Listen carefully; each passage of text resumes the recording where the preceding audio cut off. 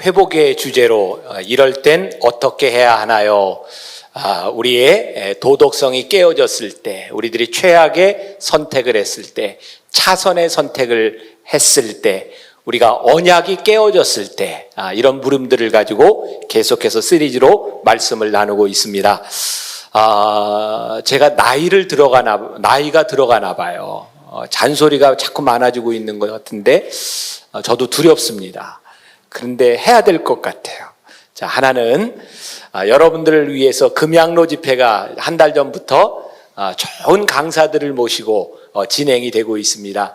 제가 여러분들에게 채워주지 못하는 부분, 때로는 우리들이 부흥의 영성이 필요한데 제가 그것들을 잘 채워주지 못하기 때문에 좋은 부흥 강사 목사님을 초청해서 금요일에 집회를 하고 있어요. 이번 주에는 부산의 손현보 목사님, 지금 아마 가장 많이 활발하게 활동을 하시는 분 중에 하나고, 정말 목숨을 걸고 전도해서 지금의 교회를 사역을 이루는 분의 좋은 간증을 들을 수 있는 계기가 될 것 같아요.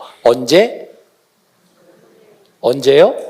금양로 때 계속되고 있습니다. 여러분들이 꼭 기억하셔서 좋은 기회가 되었으면 좋겠고요. 그리고 여러분들한테 너무 감사한 것, 지난번 걷기대회 여러분들이 너무 잘 참여해 주셔서 저도 깜짝 놀랐어요. 야, 만나 교인들이 이렇게 많이 정말 동참을 해 주셨구나.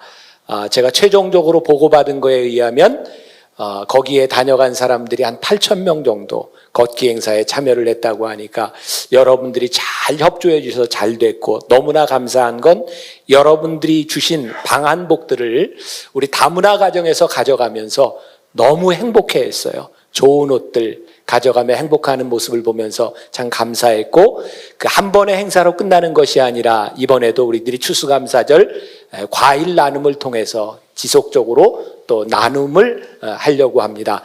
여러분들 요즘 과일값도 많이 오르고 많이 어렵다고 하는데, 그래도 우리들이 힘들지만 해야 될 일은 해야 되지 않을까. 그래서 여러분들이 다음 주에 오실 때 과일을 이렇게 하나씩이라도 여러분들이 추수감사 예배를 준비하는 마음으로 과일을 가져오세요. 그리고 과일을 안 가져올 사람은 교회에 오지 마세요.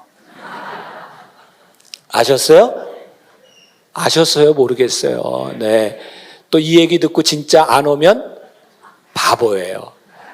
제가 하는 이야기는 오지 말라는 이야기가 아니라 잘 하라고 하는 이야기입니다. 우리 만나교회가 전통적으로 추수감사절에 과일을 풍성하게 주변에 있는 우리 독거노인들, 우리가 돕는 분들에게 다 바구니로 만들어서 나누고 있는데, 바구니가 비지 않도록 여러분들이 꼭 기억하시고, 또 1년에 우리 추수감사 예물 여러분들이 잘 준비하셔서 오세요. 그냥 교회에 와서 헌금을 내는 것, 하나님에게 돈이 문제가 아니라 여러분들의 감사를 잘 준비할 수 있도록 다음 주일 추수감사절이 우리들에게 감격적인 감사 예배가 될 수 있도록 잘 준비하실 수 있죠? 반응이 없지만 깊이 반응이 있는 걸로 알아도 되죠? 네. 제가 가끔 상처를 받아요. 네. 자, 오늘 은밀한 죄를 지었을 때 우리가 어떻게 해야 하나? 오늘 본문 말씀을 통해 보면 육신의 생각과 영의 생각은 다른 것이다. 사도 바울이 그렇게 말을 하고 있어요. 우리가 신앙생활을 하면서 제일 큰 문제 중에 하나는 너무 얼버무린다는 거예요. 남들도 다 그런데 예수 믿는 사람 다 그런 죄를 짓는데, 원래 우리는 연약한 존재인데 좋은 게 좋은 거지. 그러면서 우리는 두리뭉실하게 이렇게 넘어갈 때가 많이 있습니다. 성경은 우리들에게 절대로 죄를 짓지 않을 수 있는 그런 완벽한 존재라고 말하지 않습니다. 여기 있는 우리들 중에 누구도 죄를 짓지 않고 살아갈 수 있는 능력이 있는 사람은 아무도 없습니다. 그러나 우리들에게 믿음이 들어가는 순간 우리들이 죄를 짓지 않을 수 있는 그런 완벽한 사람으로 변하는 것이 아니라, 믿음이 우리들 가운데 들어가면 죄와 육신의 소욕과 하나님의 일 가운데 치열한 고민이 생긴다는 겁니다. 여러분들이 예수를 믿으면서 우리들 속에 고민이 생기지 않고 예수를 믿는 사람으로 치열한 영적 싸움이 일어나지 않는다면 뭔가 우리들이 예배를 잘못 드리고 믿음 생활도 잘못한다는 생각이 들어요. 여러분들에게 그런 꿈이 있겠죠. 나는 정말 예배 드린 것처럼 예배자로 살아갔으면 좋겠다. 그런데 이런 꿈을 가지고 있는 사람도 있어요. 하나님, 제 모습을 보실 때 예배 드리는 모습만 봐주세요. 그리고 나가서 사는 제 모습은 보지 말아주세요. 이런 소원을 가진 사람도 있죠. 그래서 예배는 잘 드리지만 사는 건 그냥 또 잘 살아요. 여러분들에게는 어떤 소원이 있는지 몰라요. 그러나 하나님의 관심은 예배드린 여러분들이 이 세상에서 어떻게 사느냐에 관심이 있으시다는 거예요. 우리들이 하나님을 믿는다면 우리의 관심이 하나님의 관심과 동일해야 하지 않겠는가. 심판의 문제 역시 마찬가지입니다. 하나님은 오늘 예배드리는 여러분들을 보며 심판하시는 것이 아니라 예배를 드린 여러분들이 살아가는 모습을 보며 하나님이 심판하시게 될 것이라는 사실이에요. 육신을 따르는 자는 육신의 일을, 영을 따르는 자는 영의 일을 생각하나니 오늘 여러분들이 예배를 드리고 하나님의 영이 우리 가운데 살아있느냐 살아있지 않느냐. 정말 무서운 것은 우리의 모든 것들이 하나님 앞에서 다 드러나게 될 것이라는 사실이에요. 하나님을 믿는 사람들이, 하나님의 영을 가진 사람들이 함부로 죄를 짓지 못하고 우리들이 고민하고 갈등하고 치열할 수밖에 없는 이유는 이 모든 것들이 마지막 날 다 드러나게 될 것이기 때문에 우리들이 두려운 마음으로 신앙생활을 하고 있는 거죠. 우리가 살아가는 동안 경험하는 도덕적인 결함, 여기서 벗어날 사람 아무도 없습니다. 저부터 시작해서 우리는 절대 완전하지 않아요. 그러나 또 하나 분명한 것이 있습니다. 우리들이 불완전할지 모르지만 우리들이 도덕적인 깨어짐 속에서 하나님은 틀림없이 우리를 회복시키실 수 있는 능력이 있으신 분이라는 사실입니다. 우리가 조금이라도 위안이 되는 것은 오늘 말씀을 쓴 사도 바울 역시 그의 도덕적 갈등으로 인하여 고민했다는 사실이에요. 오호라, 나는 곤고한 사람이로다. 누가 나를 이 사망의 몸에서 구원하랴. 그렇게 하나님의 뜻을 따라 살던 평생을 순교하던 사도 바울도 그의 마음속에 불쑥불쑥 일어나고 있는 그의 육신의 욕망에 대하여 그는 고민하며 갈등했던 사람이에요. 그래서 이 영적인 갈등은 우리들에게 필연적인 부분이라는 생각이 들어요.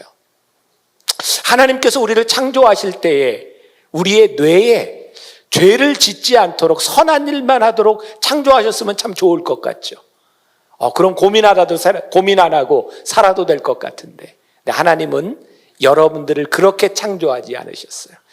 하나님은 여러분들에게 선택하고 결단할 수 있는 자유의지를 우리들에게 주셨어요. 그것은 하나님이 여러분들을 존귀하게 여기시고 여러분들을 인격적으로 대우하신다는 거예요. 만일 하나님께서 채찍을 들고 너 말 안 들으면 죽어! 그리고 말을 듣도록만 만들어 놨다면 그게 정말 하나님을 사랑하는 것일까요? 아니요. 하나님은 우리의 삶에서 우리들이 자유의지로 하나님을 선택하는 그 사랑과 그 관계를 원하시는 분이시죠. 우리들이 도덕적인 문제, 우리들이 깨어지는 이 문제들은 대부분 우리들이 자의적으로 우리의 마음대로 해석하기 때문에 합리적으로 바꿔나가기 때문에 우리들에게 생기는 문제 같아요. 여러분들 혹시 올레라고 하는 그 CF를 보셨는지 몰라요. 빠름 아세요? 그 올레에서 제가 오늘 설교하는 걸 어떻게 알았는지 작년에 이 설교를 위해서 CF를 제작을 했어요. 한번 보실래요? 주제 5구. 네, 바운드볼. 볼입니다. 볼? 한가운데면 스트라이크지. 완전 마구대 저거. 내가 심판 볼까? 딱 편파적인 당신을 위해 올레TV 편파 야구 중계. 네, 타자 쳤습니다. 방망이가 좌중간을 가르네요. 뭐요? 아니 방망이가 가르면 안 타지. 미쳐네. 안타야 아니요. 딱 편파적인 당신을 위해 올레TV 편파 야구 중계. 네, 쳤습니다. 3루 쪽. 관중이 잡네요. 파울입니다. 파울? 우와! 같은 편이 잡으면 무조건 아웃 아이가! 이게 아웃이지! 그래 맞다 야 우리가! 남이가! 딱 편파적인 당신을 위해 올레TV 편파 야구 중계. 어쩌면 이때를 위해서 저렇게 선제를 작년에 다 만들어줬어요. 그럼 보세요. 말이 되죠? 안 돼요? 근데 말이 된다고 우기는 겁니다. 우리가 자의적으로 해석하기 시작하면요, 모든 것들이 우리들에게서 합리화되기 시작합니다. 그래서 우리가 죄를 짓는 이유 중에 하나는 자꾸 자의적으로 모든 것들을 합리화하라고 하는 경향이 있는 거예요. 인간이 참 신기한 건 합리화하기 시작하면 그게 자기에게 사실로 인식된다는 거죠. 제가 청년 예배 마치고 가끔 청년들이 저에게 질문하고 또 상담을 요청하기도 합니다. 대개 청년들이 가지고 있는 고민들이 동일합니다. 이성 문제, 술 문제, 담배, 직장 뭐 이런 것들 때문에 고민을 합니다. 저에게 묻죠. 목사님 어떻게 하면 되죠? 이성 관계에서 제가 어느 선까지 가야 되는 거죠? 제가 묻고 싶어요. 또 모르냐? 진짜 몰라서 묻는 거야? 아니면 네가 어느 정도까지 내가 얘기한 것에 대해서 위안을 삼고 싶은 거야? 아니 목사한테 와서 술, 담배 꼭 해야 되나요? 말해야 되나요? 물으면 네가 뭘 듣고 싶은 거야? 사실 우리들에게서 모르는 것에 대한 문제가 아니라 사실은 우리들 속에서 자꾸 합리화시키고 싶은 거예요. 적어도 오늘 여기 예배드리는 여러분들에게 있어서 사실은 모르기 때문이 문제가 아니라 여러분들 속에서 끊임없이 합리화하려고 하고 자의적으로 해석하려고 하고 이것은 이래도 되는 거야 라고 생각하면서 우리는 육신의 욕망들을 자꾸 정당화하기 시작하죠. 그래서 우리는 도덕적인 죄에 빠지고 우리들이 깨어지기도 합니다. 도덕적인 문제를 언급할 때 비교되는 사람이 있어요. 제가 남성 성경 공부할 때 꼭 이야기를 하는데 구약에 나오는 요셉 그리고 다윗 왕입니다. 요셉은 그의 인생 가운데 그럼에도 불구하고 그는 끝까지 하나님 앞에 도덕적인 사람이 되려고 노력했던 사람이죠. 그가 보디발의 아내 여자가 유혹할 때에 그 유혹을 이겨내죠.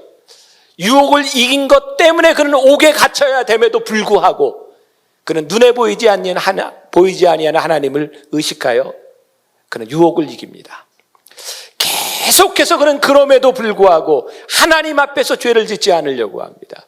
그러나 다윗은 하나님이 택하신 사람이었는데 그는 어쩔 수 없이 그의 욕망에 무너지고 죄를 짓게 됩니다. 참 인간이 신기하죠?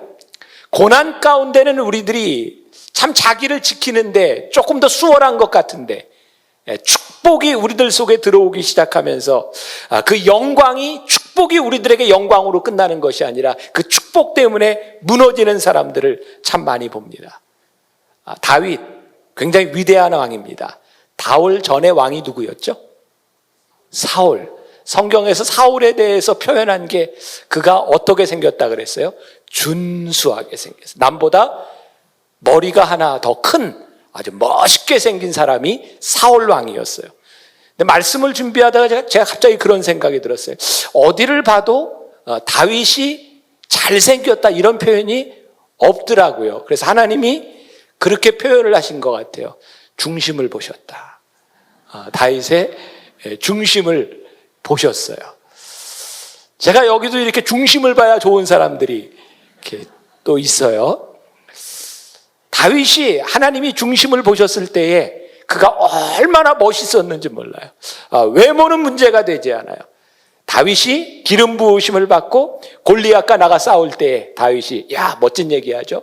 전쟁은 하나님께 속한 것인지요. 하나님 마음에 들어. 다윗이 사울에게 쫓겨 죽음의 위협 가운데 있을 때 다윗은 하나님을 의지했고요. 자기를 죽이려는 사울을 죽일 수 있는 그때에도 하나님이 택하신 자에게 손을 대지 않겠노라고 그는 목숨의 위협 가운데서도 하나님 중심적으로 살아가려는 사람이었어요. 멋있어요.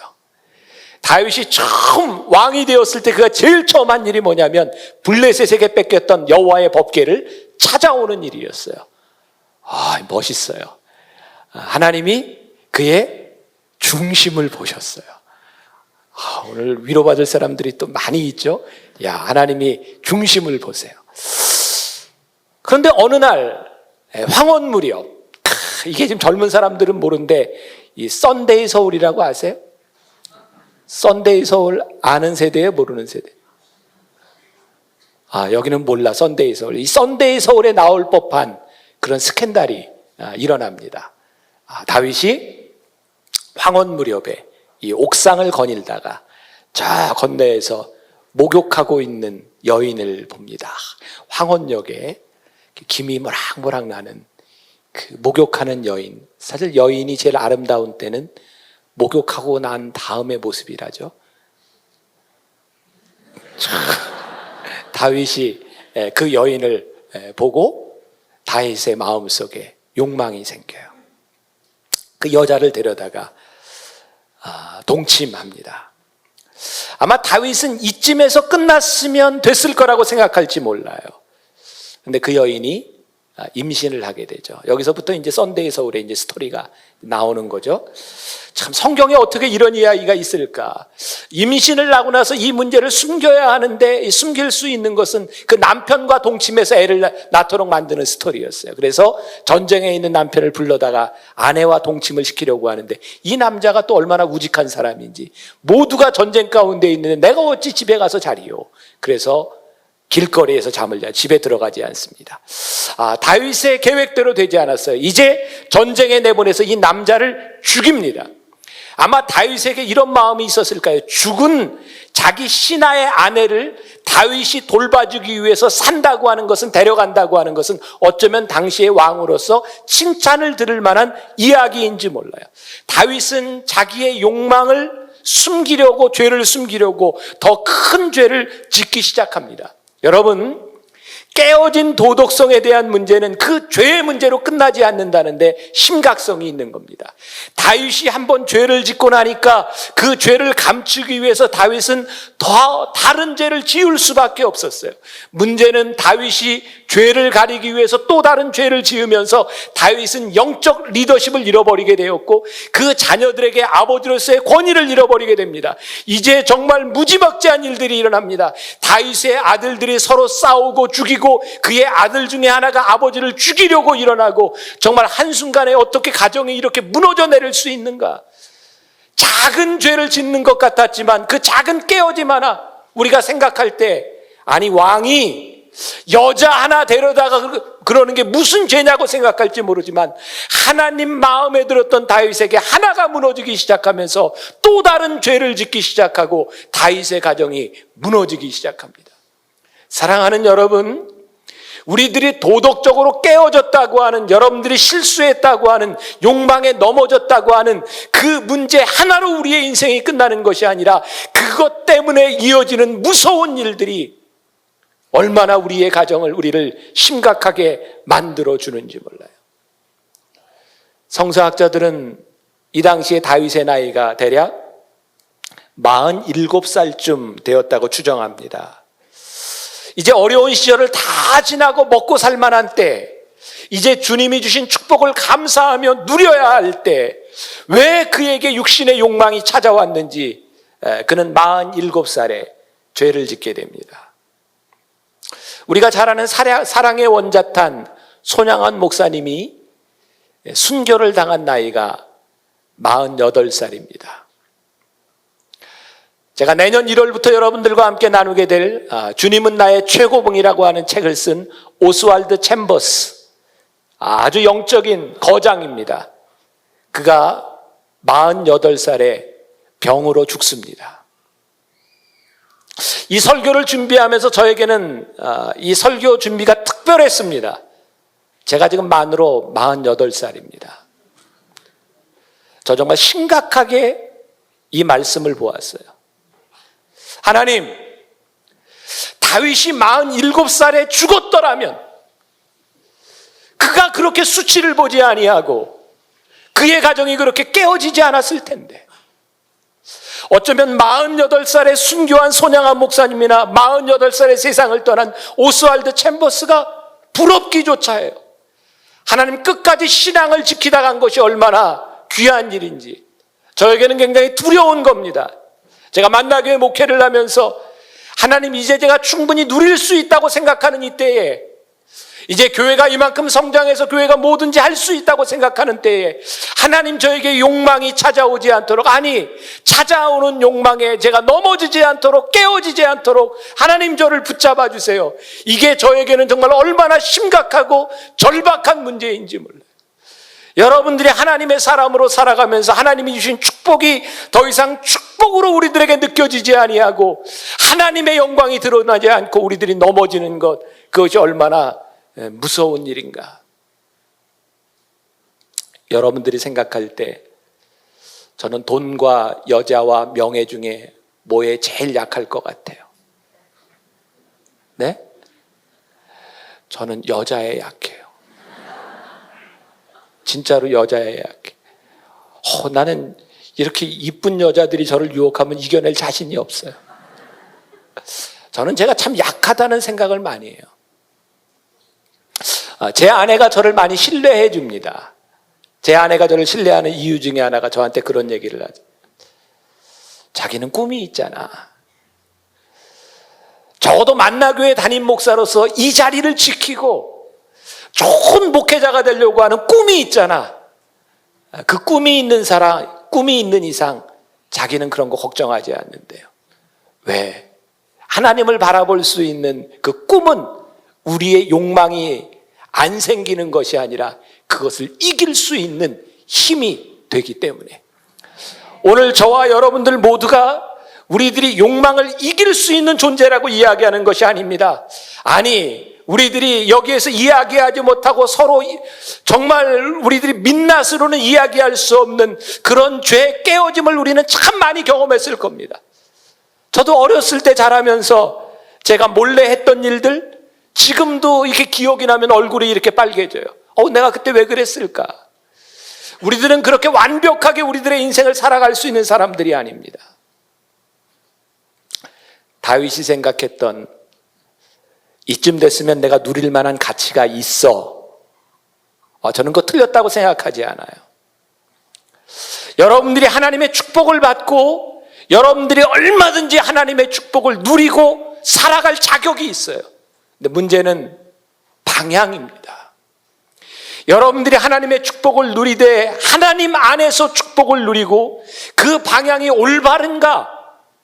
내가 그리스도 안에 있는가? 영의 생각을 하고 살아가는가? 이 물음이 우리들 가운데 없으면 다윗의 이야기는 남의 이야기가 아닙니다. 제가 말씀을 준비하면서 읽었던 어인 루처의 회복의 하나님을 붙들라라는 책에 글이 나옵니다. 제가 조금 읽어드릴게요. 우리는 다윗이 보지 못한 것이 무엇인지 충분한 시간을 갖고 곰곰이 따져볼 필요가 있다. 먼저 그 죄를 지을 때 그는 결국 죄로 인해 수치를 당하리라는 사실을 보지 못했다. 또한 그의 네 아들이 아비의 죄로 결국 파멸에 이를 것을 전혀 예상하지 못했다. 자기 왕국이 붕괴되리라는 것도 미리 보지 못했다. 다윗이 자신의 부정한 행위로 어떤 파국이 닥칠지 미리 볼 수 있었더라면 역사가 어떻게 달라졌겠는가. 순간적인 욕정으로 결국 그가 중시하던 모든 것들이 다 무너졌다. 그러나 그 당시로서는 현재적 순간의 욕망을 충족시키는 것만 중요했다. 밧세바를 취하기로 결정했을 때 그가 고의적으로 하나님께 범죄하고자 의도하지 않았다. 다만 잠시 하나님을 무시했을 뿐이다. 다윗이 하나님도 싫고 그의 계명도 지키기 싫다라고 생각했던 것이 아니다. 우리 역시 그런 죄를 지을 때 하나님에 대한 미움이 마음에 가득해서 그런 행동을 하는 것이 아니다. 다만 잠시 하나님을 망각할 뿐이다. 오늘 우리 가운데 똑같은 가능성을 가지고 있어요. 다윗이 그의 죄로 인해 그의 가족이 그런 어려움을 당할 줄을 알았더라면 정말 그가 그런 죄를 지을 수 있었을까? 그가 하나님을 미워했기 때문이 아니라 그의 삶에 어느 날 하나님이 그의 뇌리 속에, 그의 가슴 속에 계시지 않을 때 그가 그렇게 무너질 수 있는 존재인 것을 우리들이 볼 때에 우리들의 죄의 문제들은 늘 우리 앞에 엎드려져서 호시탐탐 우리를 노리고 있는 것이라는 사실을 누가 부인할 수 있을까? 성적인 죄는 의도치 않은 결과들을 낳게 됩니다. 그리고 그 후유증은 우리의 인간관계를 참 힘들게 합니다. 제가 늘 이야기하죠. 하나님께서 여러분들의 과거에 대한 물음을 묻고 계시는 것이 아니라 지금 이 시간 말씀을 듣고 있는 여러분들의 미래에 대해 묻고 계시다는 사실. 우리가 지금까지 살아왔던 그 어떤 것, 그 어떤 죄도 우리들이 돌이킬 수 없어요. 옛날로 돌아가지 않습니다. 단지 오늘 여러분들이 회복의 하나님을 붙들 때에 우리의 미래는 바꿀 수가 있어요. 제가 오늘 시리즈로 계속해서 말씀을 드리는 것 중에 하나님, 우리가 더 이상 과거에 매여 과거의 죄와 잘못 때문에 발목을 잡히는 사람이 아니라 하나님 앞에 회복의 은혜를 붙들고 미래를 바꾸는 사람이 되게 하여 주옵소서. 여러분들이 바뀌어야 되는 것은 미래에 대한 문제입니다. 도덕적으로 한번 무너지면 그 다음은 더 쉽게 무너집니다. 도덕적인 죄가 무서운 것은 한번 선을 넘으면 또 선을 넘게 된다는 사실입니다. 우리가 죄를 고백하는 것 쉬운 일이 아닙니다. 다윗이 만일 그때 바로 죄를 짓고 죄를 고백하고 죄의 문제를 해결하려고 했다 해도 다윗은 무척 힘들었을 겁니다. 그래서 어쩌면 다윗은 쉬운 길을 택했는지 몰라요. 아무도 모르게 내가 이 일을 덮으리라. 도덕적인 깨어짐, 성적인 죄는 그렇게 덮어지지 않습니다. 관계에 대한 문제이고, 다윗이 고백했다 할지라도, 다윗이 그때 그 문제를 그렇게 해결했다 할지라도 평생 다윗은 그의 마음속에 누군가에 준 상처를 가지고 살아야 합니다. 밧세바에게도, 그 남편에게도, 그의 아내에게도 결국은 상처를 주고 삽니다. 그래서 우리들이 도덕적으로 깨어진 것에 대해서 우리들이 완전하게 흔적을 없앨 수 있는 것은 아닙니다. 그러나 그 문제를 해결하지 못하면 우리들에게 해결의 실마리와 회복이 되지 않는다는 거예요. 그래서 오늘 우리들이 말씀을 들으며 우리들 가운데 회복돼야 되는 거죠. 쉬운 길을 택하는 것이 아니라 진리의 길을 택하고 쉽게 해결하려고 하는 것이 아니라 하나님의 말씀 안에서 우리들이 이 문제를 해결할 수 있어야 돼요. 오늘 본문 말씀에 보니까 그리스도 예수 안에 있으면, 그리스도께서 너희 안에 계시면 몸은 죄로 말미암아 죽은 것이나 영은 의로 말미암아 살아있는 것이니라. 이 말씀을 붙드세요. 다윗이 하나님 앞에 회개하게 되죠. 나단 선지자를 보내서 하나님이 회개를 시키십니다. 잘 들으세요. 오늘 제가 설교하는 이 시간이 어떤 분들에게는 나단이 될지도 모릅니다. 여러분이 다윗일 수 있어요. 나단 선지자가 와서 이야기합니다. 비유를 들어서 이야기하죠. 아니, 어느 마을에 아주 나쁜 부자가 있는 거예요. 그는 양도 많고 가진 게 많은데 옆에 가진 것 하나 없는 딱 약 한 마리 키우고 있는데 손님이 왔는데 글쎄 그걸 잡아다가 손님을 대접했어요. 다윗이 그 이야기를 듣더니, 아니 그런 나쁜 놈이 있어? 내가 하나님의 사심을 두고 맹세하노니 그놈은 반드시 죽어야 할지니라. 나단 선지자가 그때 얘기합니다. 그 사람이 당신입니다. 죽어야 할 사람, 그 사람이 당신입니다. 그때 다윗이 깨어집니다. 다윗의 위대함은 다윗이 하나님 앞에 끝까지 버림받지 않고 그의 영이 하나님 앞에 사하심을 받은 이유는 그가 그 지적 앞에 하나님 앞에 무릎을 꿇었다는 거예요. 그러나 다윗은 많은 어려움을 당합니다. 자식들이 싸우고 죽이고, 백주대낮에 그의 아들이, 그의 배다른 어머니죠, 그의 후궁들을 사람들이 다 보는 옥상에서 다윗의 마음이 얼마나 찢어지고 깨어졌겠습니까? 그 과정을 지나며 다윗은 하나님 앞에 철저히 회개합니다. 그가 아프고 힘들었지만 회복의 은혜가 그에게 임했어요. 그의 영이 살아났고 그는 구원받은 사람이 되었어요. 회복시켜 주시옵소서. 그러나 여러분들 회복의 대가를 받을 준비가 되어 있어야 합니다. 아픈 거예요. 힘든 거예요. 여러분들이 참고 용서를 빌어야 되는 일들이 있어요. 하나님은 하나님의 방법으로 일하실 겁니다. 여러분들이 옳은 방법이 아니라 하나님의 방법, 진리의 영이 여러분들에게 역사하기 시작할 겁니다. 그리고 상처의 흔적은 남겠지만 아물게 될 것입니다. 복음 앞에 우리들이 깨어진 도덕성이 하나님의 영 앞에 직면한다고 하는 것은 무서운 일입니다. 그러나 이 문제는 해결되어야 될 문제입니다. 이 문제가 해결되지 않으면 여러분들 기도가 막힙니다. 하나님과의 관계가 깨어집니다. 누구에게도 말할 수 없는 것 하나님 앞에 이야기하고 여러분들 이 문제가 해결되어야 쉬운 길, 어려운 길 그것이 문제가 아니라 진리의 영은 우리들에게 늘 묻습니다. 어느 것이 옳은 길이고 어느 것이 그른 길이냐. 오늘 여기에 있는 여러분들에게 옳고 그름을 모르는 것이 문제가 아니라 진리의 영 앞에 우리들이 서는 것을 두려워한다는 거예요. 하나님이 살아계실진데 하나님의 영이 우리 안에 계실진데 여러분들이 담대하게 하나님의 영 앞에 진리의 영 앞에 설 수 있는 날이 되기를 간절히 소원합니다. 이번 한 주간 여러분들이 하나님 앞에 부르짖고 힘들고 아프지만 끊임없이 하나님을 붙들고 회복의 역사를 경험하는 여러분들이 되시기를 주님의 이름으로 간절히 축원합니다. 우리 찬양을 들으며 여러분들 마음속에 결단이 있었으면 좋겠습니다. 하나님 회복시켜 주세요.